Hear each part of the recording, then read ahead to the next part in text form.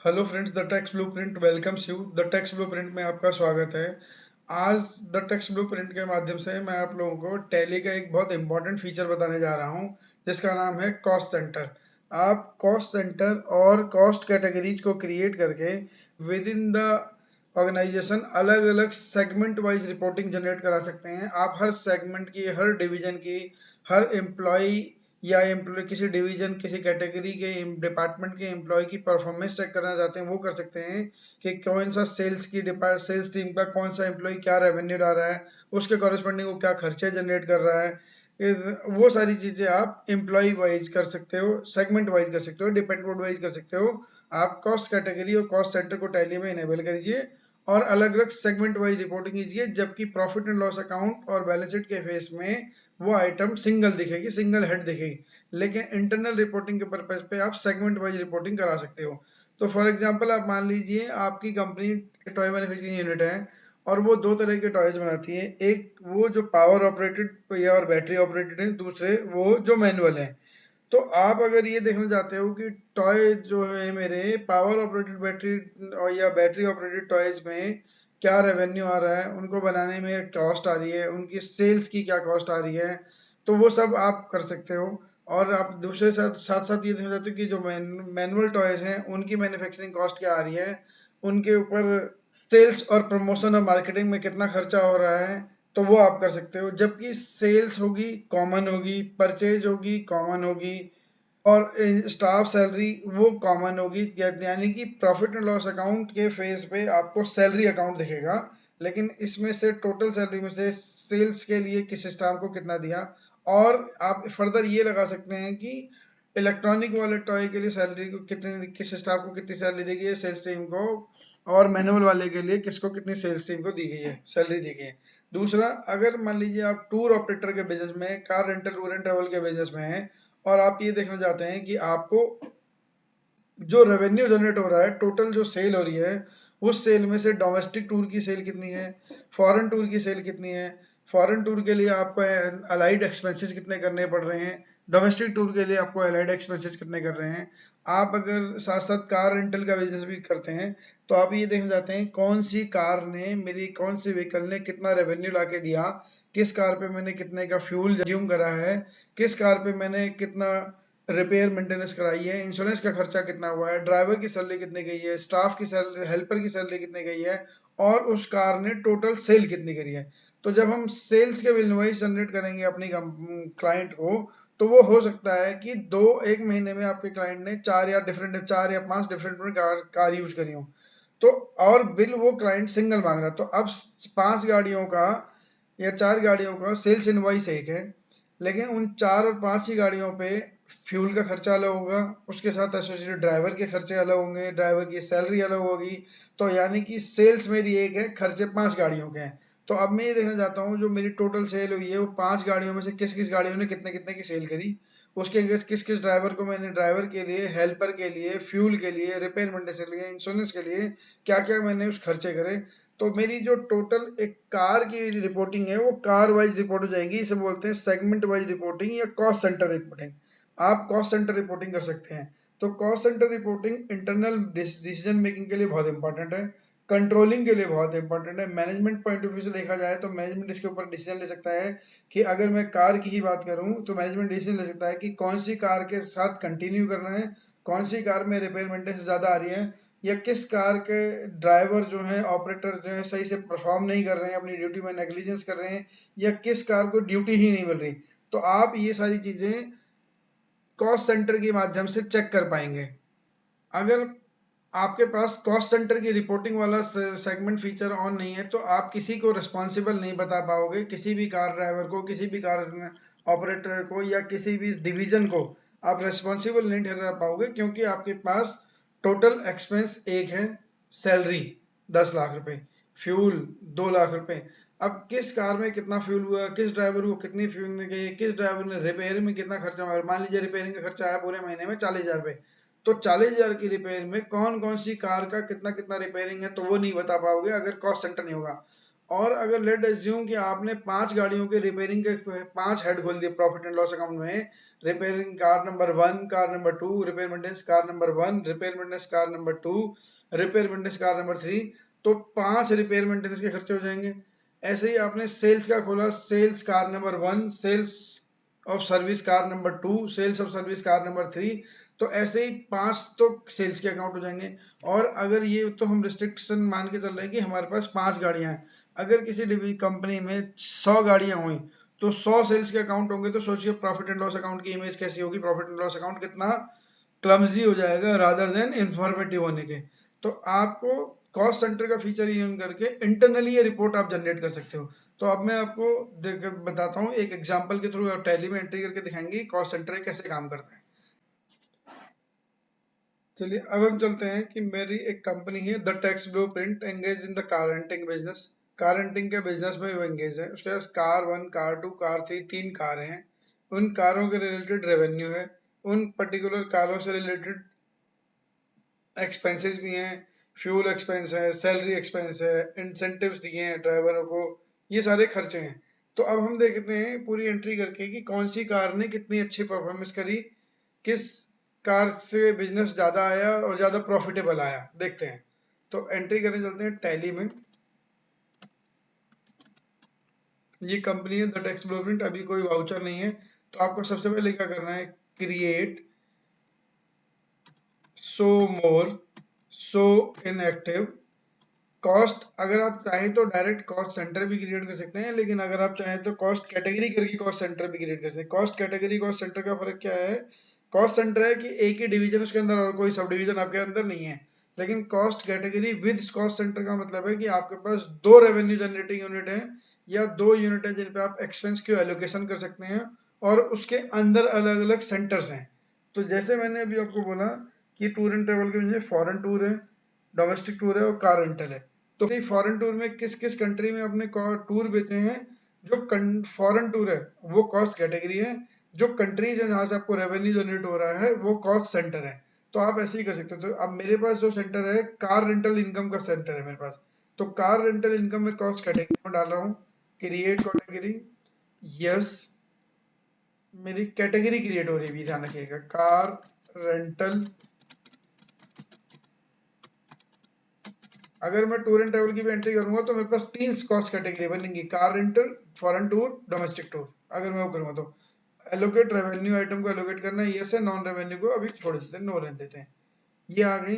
अब मैंने category create कर ली, अब मैं कॉस्ट सेंटर क्रिएट कर रहा हूँ जिन पे मुझे एक्चुअल एक्सपेंस को अपोर्शन करना है। अपनी कार रेंटल सर्विस लिया, कार 1 लिया, क्रिएट हो गई। यहाँ पे आके स्पेस बार करोगे तो अपनी कैटेगरी सही सेलेक्ट करनी, कार रेंटल बिजनेस। अब मैं यहाँ पे कार 2 कर रहा हूँ, फिर मैं कार 3 कर रहा हूँ, ये कंट्रोल आर से रिपीट हो जाता है, आपको बताइए कार 3। अब मेरे पास एक कार रेंटल कैटेगरी है, उसके अंदर 3 कार हैं जिनके एक्सपेंस रेवेन्यू को एलोकेट करना है। अब आ गया वाउचर एंट्री पे। वाउचर एंट्री पे आने के बाद सबसे पहले एंट्री है कि सेल्स इनवॉइस और for car rental services 24 lakh rupees to DM corporate hub. DM corporate hub को इन्होंने पूरे अप्रैल के महीने में कोई कार सर्विस दी है जिसके बिल अमाउंट है 24 लाख रुपए। और किस किस कार ने कितना ड्यूटी करी, तीनों कार ने एक बराबर ड्यूटी करी है। 8-8 लाख रुपए की तीनों कार का रेवेन्यू तीनों कारों का एक एक बराबर है। हो सकता है कि they all those cars were on monthly fix rental basis, तो दोनों तीनों कारों का रेवेन्यू सेम आया, 8 लाख 8 लाख 8 लाख।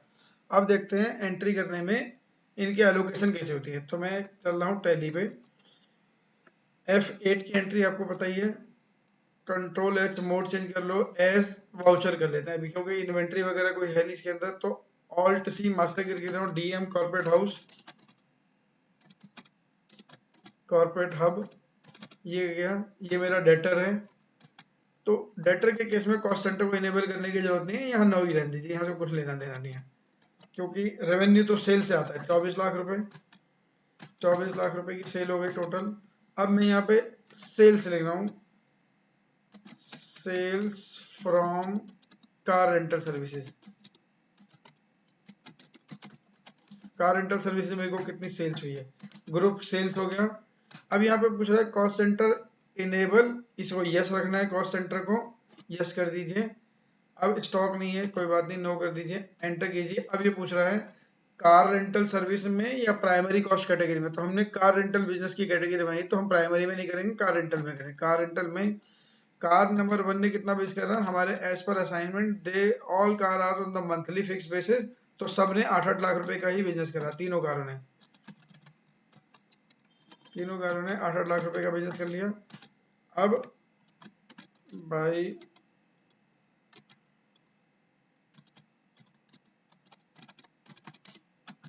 ये तीनों कारों ने एक एक कार रेंटल का बिजनेस, एक एक सर्विस कर ली 8-8 लाख रुपए अप्रैल के महीने की। अब अप्रैल के महीने में फ्यूल खर्च हुआ 4,55,000 रुपए का, फ्यूल की एक्सपेंस है 455 के, 4,55,000 is the fuel expense. And किस कार पे कितना खर्चा एलोकेट करना है वो दिया है, the total expense of the car fuel for car is 4,50,000, on which car how much expense is to be allocated, वो यहाँ डिटेल दी हुई है। तो आप इसकी एंट्री करते हैं टैली में। अब हम चल रहे हैं एक्सपेंस की एंट्री कर रहे हैं, F5 alt C fuel expenses, ये एक्सपेंसेस डायरेक्ट हैं कार रेंटल की सर्विस के लिए, fuel expense direct expense. Cost centre enable, इसे यस रखना है। वैसे एक बार इनेबल करने के बाद टैली बाय डिफॉल्ट सबके लिए यस कर देता है, आपको जहां नहीं किया होगा हम नो करके आना पड़ेगा, तो टैली ने बाय डिफॉल्ट ऑन कर रखा है।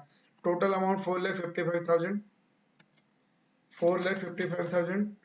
अब ये पूछ रहा है कार रेंटल कैटेगरी में किस कार में कितना फ्यूल डाला। पहली वाली कार नंबर 1 में 75,000 का है, कार नंबर 2 में 95,000 का फ्यूल है, कार नंबर 3 में बैलेंस अमाउंट 2,85,000 का कार फ्यूल डला है।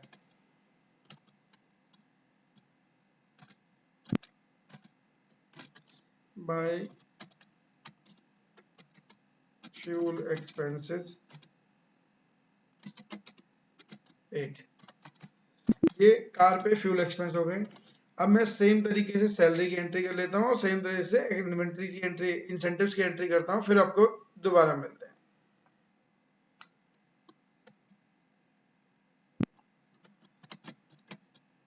Salary expense, salary account, expenses,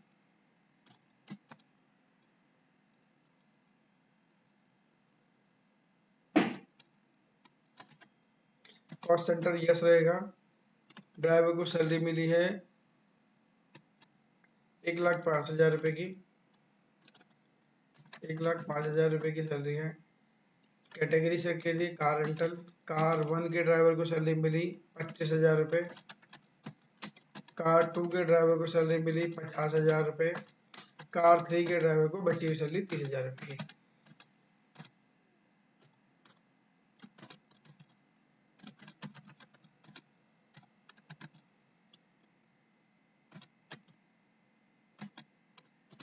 भाई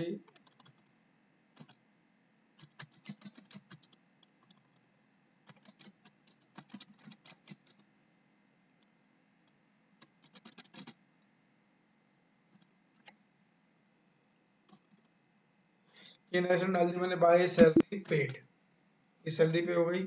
अगला इंसेंटिव पे करें, 2.5 लाख रुपए के इंसेंटिव पे करें, ऑल्ट सी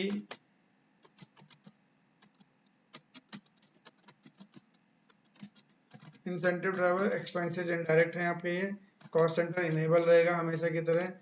टोटल इंसेंटिव के हैं 2.5 लाख रुपए के। तो पहले कैटेगरी सेलेक्ट कीजिए, फिर कार 1 में आपने इंसेंटिव दिया कार 1 के ड्राइवर को 85,000 रुपए का, कार 2 के ड्राइवर को इंसेंटिव मिला 75,000 का, कार 3 के ड्राइवर को इंसेंटिव मिला 65,000 का। तो ये 3 ड्राइवरों को इंसेंटिव मिल गया, ये इंसेंटिव मिल गया, ये कैश इंसेंटिव पे कर दिया है।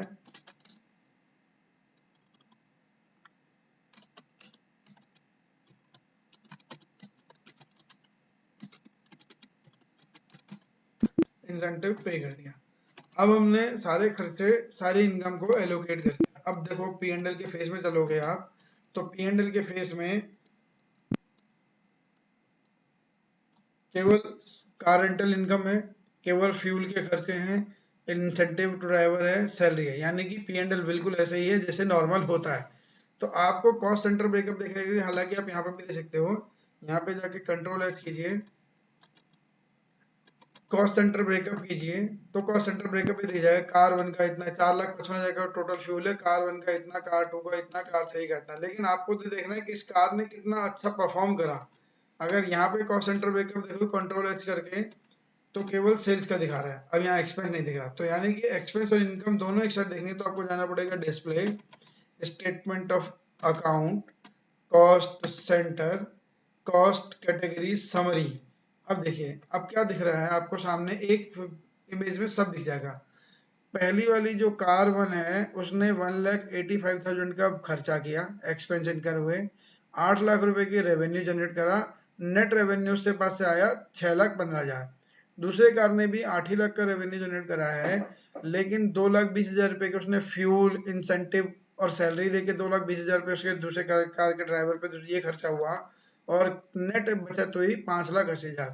तीसरे वाले को देखिए जरा, रेवेन्यू इसका भी 8 ही लाख था, लेकिन इसने टोटल खर्चा कराया 4,05,000, यानी कि मोर देन 50% एक्सपेंस हो गया इसमें। तो अब इस कार वाले के ऊपर डिस्कशन किया जा सकता है मैनेजमेंट में, और कार वाले ड्राइवर के साथ भी डिस्कशन किया जा सकता है कि इस कार में ऐसा क्या है कि 50% से ज्यादा के ओवरहेड्स आ जा रहे हैं। तो आप एक पर्टिकुलर कार के खर्चे को लोकेट कर पा रहे हो, पर्टिकुलर सेगमेंट को लोकेट कर पा रहे हो, ये all due to cost centre. Cost centre की वजह से आप इसको एलोकेट कर पा रहे हो। अब कार इस 4,05,000 में खर्चे कितने हैं, आप अगर एंटर मार के अंदर जाओगे तो ये भी पता लग जाएगा।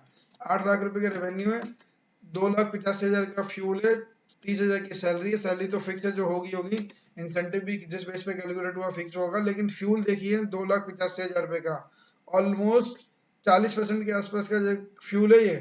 तो इतना फ्यूल इसने क्यों लगाया है, खर्च किया है, जबकि बाकी गाड़ियों पे देखेंगे तो और गाड़ियों पे फ्यूल का खर्चा 95,000 ही है, इस गाड़ी पे फ्यूल का खर्चा 75,000 ही है। अब मे बी ये हो सकता है इस कार में कोई प्रॉब्लम हो जो फ्यूल ज्यादा खर्च हो रहा है, मे बी ये हो सकता है कि इस कार के ऑपरेटर ने फ्यूल का मिसयूज करा हो। तो अगर आपके पास सेगमेंट वाइज रिपोर्टिंग नहीं होगी, अगर आप केवल फ्यूल की एंट्री ऐसे करोगे, fuel expense, and you don't know कि how much fuel expense relate to which vehicle, तो आप किसी को एनालाइज नहीं कर पाओगे, किसी भी कार की परफॉर्मेंस या किसी भी सेगमेंट और डिवीजन की परफॉर्मेंस को एनालाइज नहीं कर पाओगे, और कोई डिसीजन नहीं ले पाओगे। But due to cost centre feature you can do all these decisions easily. Statement of account, cost centre, cost category, summary category, ये आप एक एक करके देख सकते हैं किस कार ने कितना रेवेन्यू दिया है। सबसे ज्यादा परफॉर्मेंस इस कार नंबर 3 की पूरी है। तो ये था कॉस्ट सेंटर का, all about the cost centre, cost centre कैसे काम करता है, कॉस्ट सेंटर से रिजल्ट कैसे लिए जाते हैं। तो इसी के साथ ये वीडियो ही कंक्लूड करते हैं। Thanks for watching the text blueprint, keep subscribing, kindly share the video as much as, thanks thanks from the text blueprint.